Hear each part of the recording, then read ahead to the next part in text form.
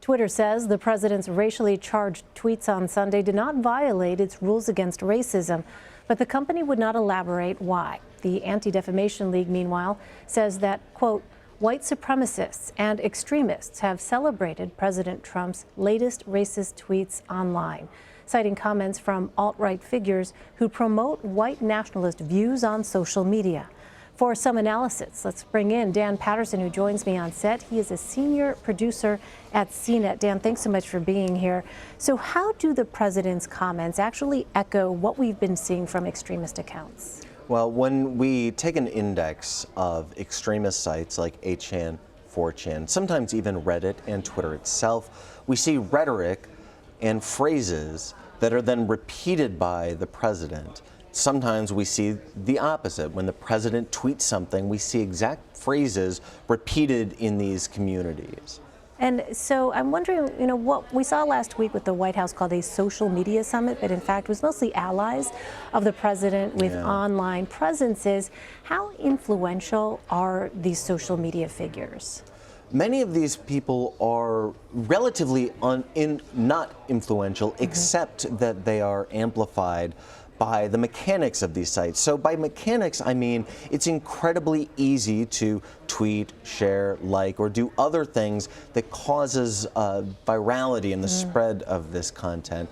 Now, what's very interesting, if you've ever had a tweet go viral, what you see is that that content surfaces again and again and again, not just with a retweet, but with any type of engagement. So often when we speak to people in the social media space, they worry that we have optimized for speed and not for safety. And by safety, I mean to make sure that content that is offensive, harmful, or inauthentic, not true, doesn't spread as rapidly as other content. Interesting. All right, well, let's talk a bit more about 2020. And I want to read from a recent piece in the New York Times, headlined, quote, "The 2020 smear campaign is underway." In 1800, Thomas Jefferson paid the editor of the Richmond Examiner to praise his party. In 1964, operatives working for President Lyndon B. Johnson wrote letters to the columnist Ann Landers in which they claimed to be ordinary citizens terrified by the prospect of a Goldwater presidency. In 2000, an untrue rumor that Senator John McCain had illegitimately fathered a black child helped tank his primary race in South Carolina.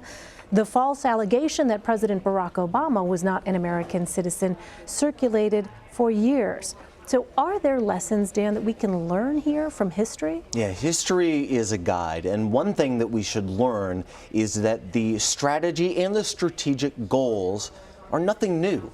That politicians have always, or at least in the United States, have used false or inauthentic information to do a few things. To GOTV, that is the jargon for get out the vote, meaning how do we actually get our supporters out to vote for us. To fundraise, because that is an essential component of running a campaign. You need those people to donate, and to keep the base active in case you lose. You still need those voters to support you.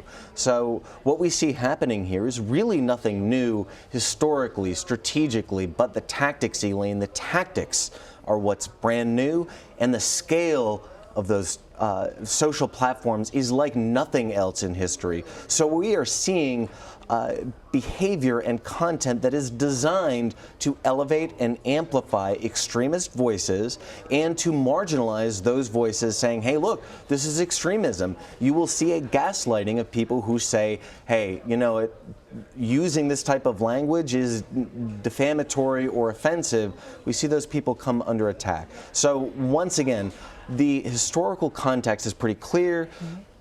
We see the strategy over and over and over, but the tactics and the gaslighting, brand new. Yeah, and that velocity really just at lightning speed. All right, Dan Patterson. Dan, thank you so much. Good to be with you.